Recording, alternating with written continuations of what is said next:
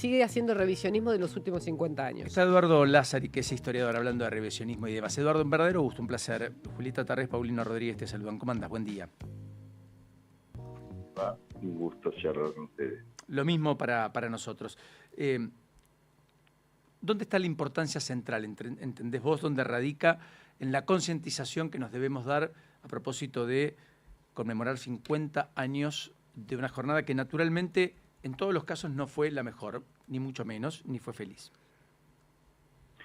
Bueno, lo principal, que es un motivo de un debate en los ambientes académicos, pero también en los debates públicos, tiene que ver con dos cuestiones, me parece a mí.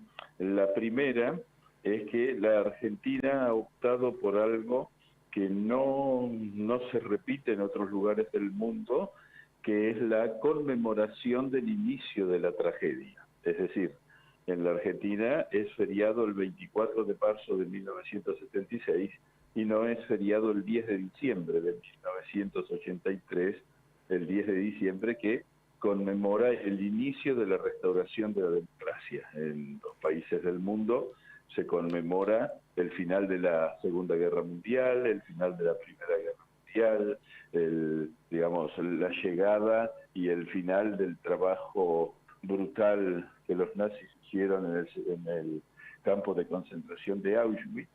Y esto marca un sesgo porque corta el 24 de marzo un proceso violento, sangriento, que venía desde bastante tiempo antes. Podemos ubicarlo en los principios, digamos, la gran violencia en los principios de la década de 1970, y tampoco se habla de la continuidad de la violencia entre dos facciones brutales, una lo que significaban las organizaciones guerrilleras, que, como bien dice en el fallo del juicio de las juntas militares, fueron las causantes del escenario mayor de guerra revolucionaria que se dio en Sudamérica, y luego la respuesta brutal de ciertos sectores de los militares que provocaron la tragedia de los desaparecidos, de los secuestrados, de los asesinados por parte de quienes, detentando el monopolio de la fuerza, que no lo tenían en sentido práctico, provocaron acciones ilegales que, digamos, no solo enlutaron el país, sino que le destruyeron la razón de ser de las organizaciones estatales y provocaron un baño de sangre que hasta hoy lamentamos. Con lo cual, la primera reflexión es: deberíamos tener como feriado 10 de diciembre, no 24 de marzo. Esto me hace acordar a que nosotros tenemos como feriado la muerte de nuestros próceres, nunca los días de nacimiento. Que nacieron los próceres. Que también en el mundo es un debate, y en general son feriados los días que nacen, no los que mueren. La conmemoración del paso a la inmortalidad de los próceres tiene que ver con que la fecha de la muerte es la que demuestra si ese personaje hizo cosas importantes como para ser recordado, una tradición que iniciaron los romanos. En general, ahí, digamos, la diferencia está que uno cuando nace no es nadie prácticamente, y cuando muere, digamos, la sociedad puede tomar. Con lo cual encontrás un elemento, digamos, más proclive a que finalmente eso se mantenga de ese modo, pero lo que decís respecto a lo de...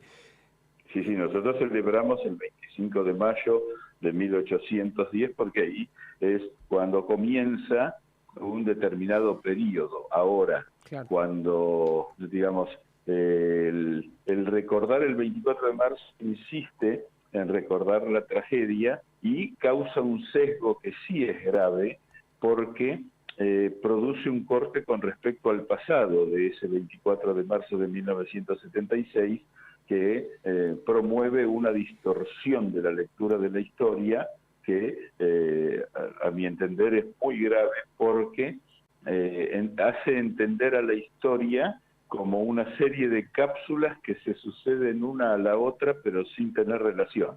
Y yo pongo muchas veces el ejemplo, si me permiten, quizá con cierta, como puede sonar como cierta vulgarización, pero el 25 de mayo de 1810 no se entiende sin las invasiones inglesas, claro, sin las guerras napoleónicas. El 25 de mayo no pasó porque se encontraron en una confitería los 9 miembros de la primera junta y decidieron tomar el poder. De la misma manera que Videla, Macera y Agosti no se reunieron el 23 de marzo para tomar el poder. Fue un proceso del cual se habló mucho tiempo.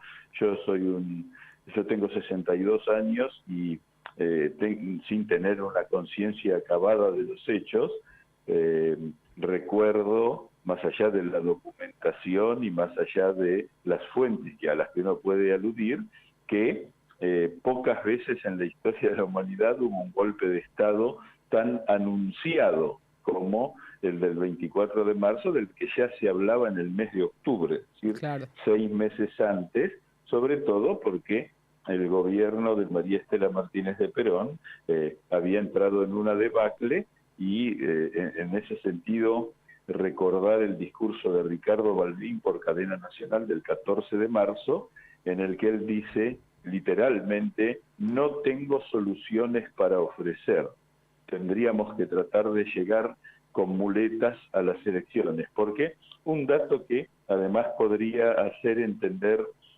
creo que más profundamente, sobre todo a los jóvenes. Hoy 2/3 de los argentinos han nacido después del 10 de diciembre, es decir que para ellos, para su experiencia personal, lo que pasó en el proceso, lo que pasó en la dictadura militar, es algo histórico. Entonces hay que tratar de entender lo que va pasando, y las elecciones, era lo que estaba comentando, eran el 17 de octubre del 76, las elecciones presidenciales, es decir, solamente quedaban 7 meses, y sin embargo, por un lado, la defección de la dirigencia política argentina, muchos de cuyos miembros habían vaciado el Congreso Nacional, los medios de comunicación que tomaban datos de la realidad y que, nadie buscaba un encuentro. Lo argentino Luder, que decía que no se iba a vestir con el nombre de traidor por proponer una salida institucional que desplazara a María Estela Martínez de Perón a través de un juicio político. Todo ese contexto, es importante entenderlo, porque si no, la historia se convierte en la decisión personal y arbitraria de determinados personajes a los cuales adjudicamos maldad o bondad. Y la historia lo que nos enseña, sobre todo quienes nos dedicamos a ella como oficio, es que la historia es un cúmulo de grises, más oscuros, más claros, pero que no hay nada que pueda ser juzgado como un blanco o como un negro. Probablemente como muchos aspectos de la vida, ¿no? Como enseñan los ¿Cómo es la psicólogos. vida? Sí, en la vida no hay. Nunca está la situación perfecta ni está la situación Eduardo, imperfecta. Enorme abrazo, un placer escucharlo. Gracias. Hasta la próxima. Eduardo Lázari, que es historiador, a propósito del 24. Muchos mensajitos, muchos en YouTube, muchos a través del WhatsApp en el 1180-600-979. En un ratito los compartimos, un poquito de música en la mañana, martes que va tomando impulso en este feriado. Natalie Imbruglia suena ahora con Turn.